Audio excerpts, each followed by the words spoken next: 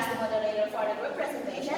And then we also have the Rahmaneli, who unfortunately cannot attend this class because she's having some group meetings with her team for the things. And then we got Ms. Yana here as my speaker. And now moving on into our next tutorial here. As you can see here in our outline, first we are going to explain to you about the definition of instructional media, and then we are going to explain about Bloom's taxonomy, following by we're going to explain about the correlation between instructional media and the Bloom's taxonomy, and at the end we're going to explain about Bloom's taxonomy application in class as a part of instructional media. And without further ado, let's begin with the definition of instructional media that will be explained by my friend, Ms. Yan, my source.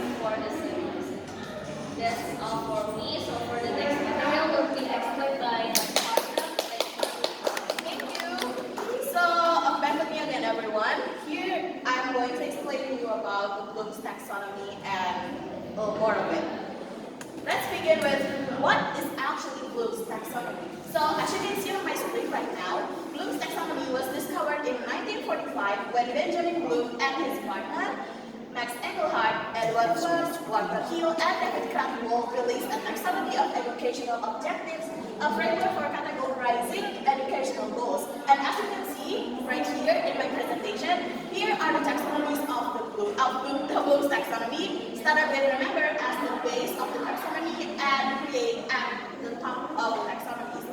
So, but here's the fun fact. This is not the original taxonomy in the first slide. So the first taxonomy is actually this. The first being knowledge, and then comprehension, and application, analysis, synthesis, and at the top, evaluation.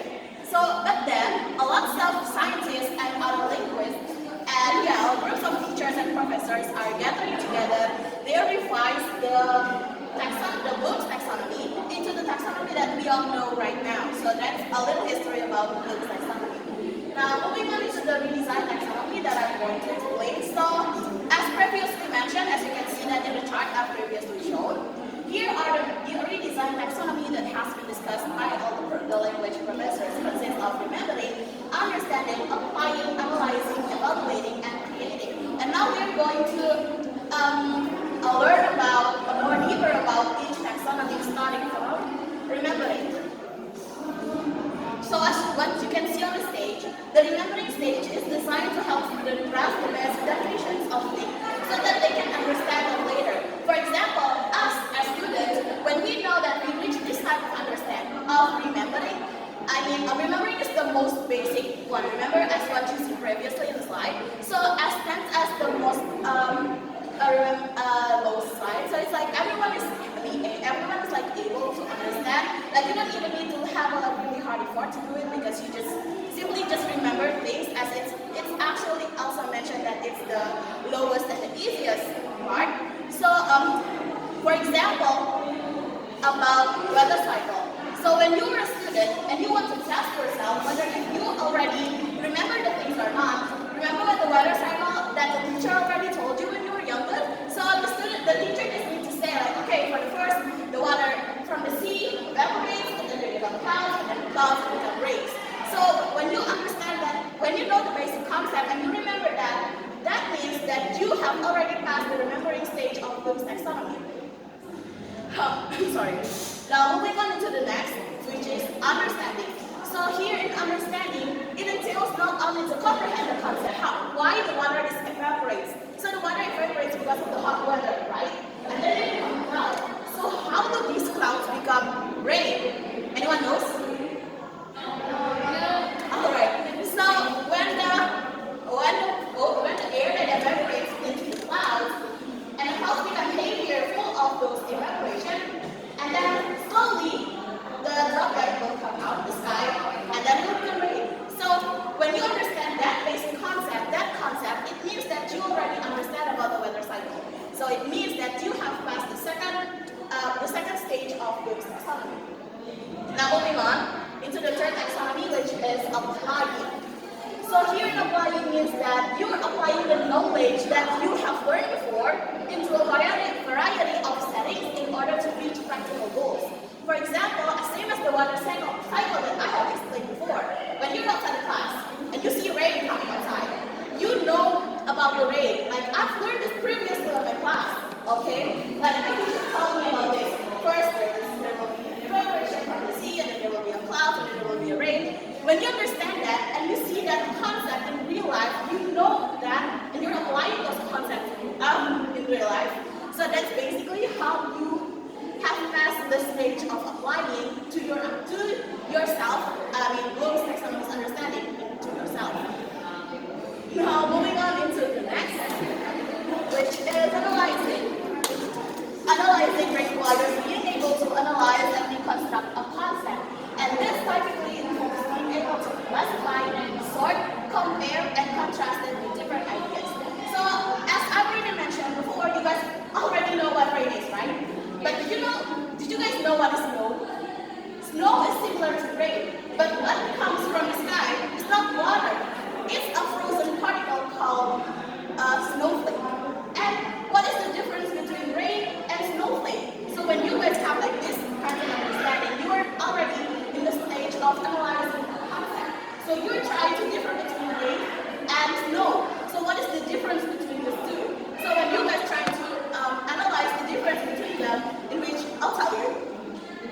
difference is that when the water droplets reach a certain temperature, they will frozen, and those frozen particles return to the Earth's surface, become cold, and become a particle ice, as I mentioned before. That is the reason why there is a snow in the surface, and it's not coming up as water in the surface. So yeah, it's really like that. So when you have reached this, when you as a student have reached this level of understanding, it means that you have passed the analyzing stage of this taxonomy. Sorry. Now, moving on, the next one is evaluating. So evaluating is an entail of making a value judgment regarding to the object of study.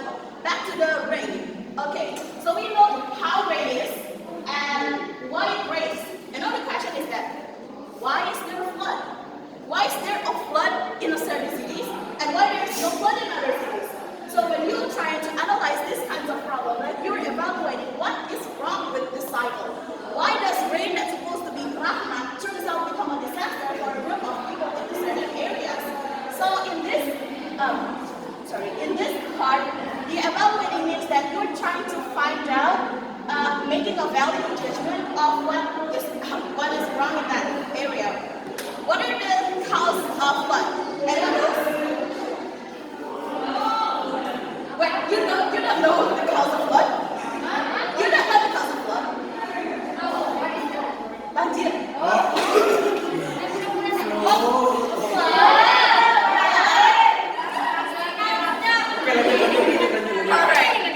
So the cause of flood is, as we all know, like the deforestation and the crashes and a lot of things. So that's basically when you're trying to know what are the reasons of those floods. Like you're trying to evaluate what is wrong with this cycle, etc. And then the last stage is the highest, the top tier of the Bloom's taxonomy is creating. So as you can see here in my slide, creating triggers a student to improvise and invent something new using what they have learned at the start of the process, and they have gone through the process of remembering, understanding, applying, and analyzing. And it is a stage which students are encouraged to use their natural inventiveness. So when you're seeing this kind of creating in a field, for example, like when the scientists are making the I'm sorry, this is right. Like for example, when the scientists are making the alarm that can notify people when they're going to flood, or for example, like those guys from Bahasa or the FKIP, the one that understand the weather signals very well, and when they know that where to minimize and do something, so yeah, it's kind of like that. But in the context of a classroom, here you try to make like an explanation or maybe like group creation and things like that. Alright. Now moving on to the next material, which is the correlation between instructional media and Bloom's taxonomy, that will be explained by Ian and yours.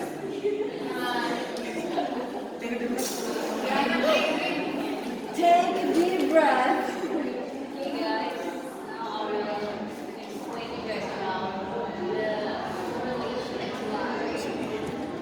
correlation between instructional media and Bloom's taxonomy.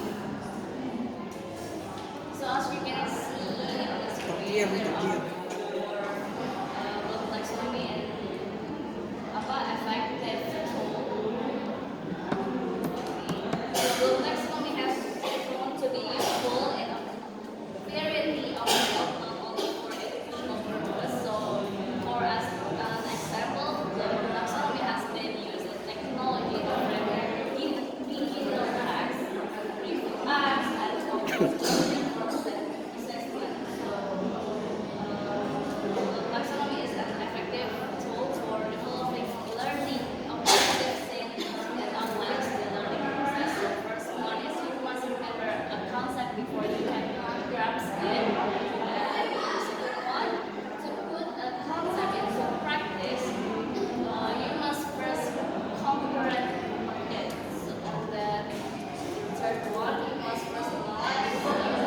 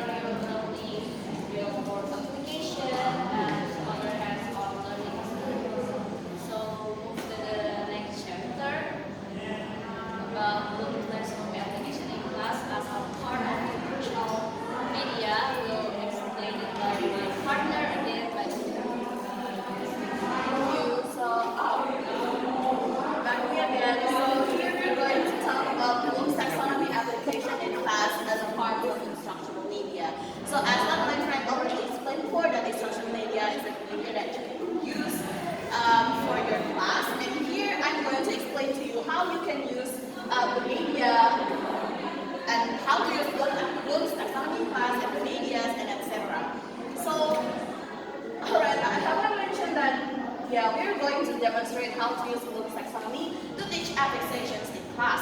So you might have an issue, like if we're using like two high technologies that we cannot use them in rural areas, and yeah, vice versa. And so here I'm going to explain to you the basic, like the most basic things you can do to use Bloom's taxonomy to teach affixations in class. So in the remembering stage, I mean it's an affixation, right? We're going to teach affixations in class.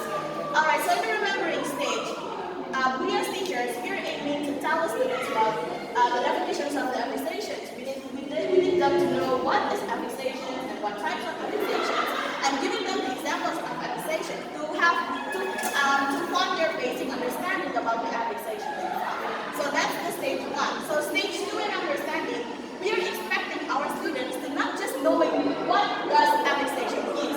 We expect our students to really understand what is the definition of affixations. In here, we may ask our students randomly to go in front of the class and retell the materials to their friends to show their understanding about the materials. And in the next stage, in applying, in the applying stage, we are expecting students to be able to apply the knowledge that we have given to them in class before in their daily lives. And of course, since we're in the same classroom, we cannot tell them to go outside and apply it outside. We need to, as a teacher, we need to see first if they really understand and can apply the materials well. So here, as a students, we expect that back to the learning materials, we can use like a Quizlet or the slideshow, and then we're going to set the questions in our PowerPoint, and then we expect our students to be able to answer them, to be able to apply all the materials that we have given by answering the question that we are giving to them correctly. So, after we finish applying, we're moving on to analyzing. Here, we expect the student to be able to analyze about affixations, and in here we expect our students to be able to analyze what the answer that has been given by their friends. For example, the person A is the one answering the questions that is shown on the screen, and person B is going to analyze whether the answer of the person A is correct or wrong. So we do believe that that is the best format of analyzing to apply this type of analyzing in class. Now moving on to evaluating. So here in evaluating, we as the teacher are the one who going to evaluate them about the lessons that has been going through the class. For example, we're going to meluruskan, we're going to correct the answer of the students if they're making any mistakes. So we're going to correct them, and we're telling our students about it, whether if they're understanding it or not, and we're just going to correct them because these materials that were given to them is what they're going to bring in the next area. And then the last is creating. I don't agree that sometimes this is the most hated part of some students, because in creating, the teachers are expecting them to be able to create something from the example. For example, like in this affixations, the teacher might tell the students to give an example of each affixation and take them as their homework. Alright, so that is the simplest way. We do believe that as an application on how to use Bloom's taxonomy in our class, like in one session, right? So it's not like we're explaining this in one session, not like in 2 or 3 sessions of class. It's just going to be like one session in one class, like what I did today. Alright,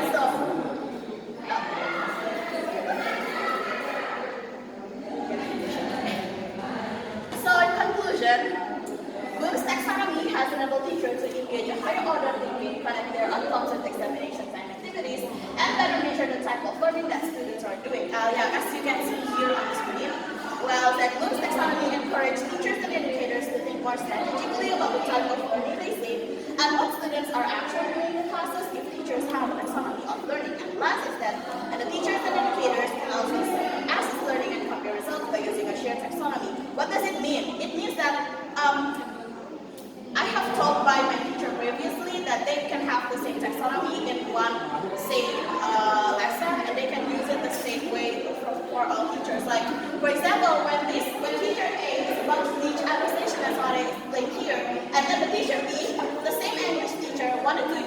wanted to teach the same material, they can share the same taxonomies between them. So that's what I mean here. And then whether it's possible to identify and glance at what types of learning takes place in the course, the learning outcomes from various types of instructional institutions. That's something like that.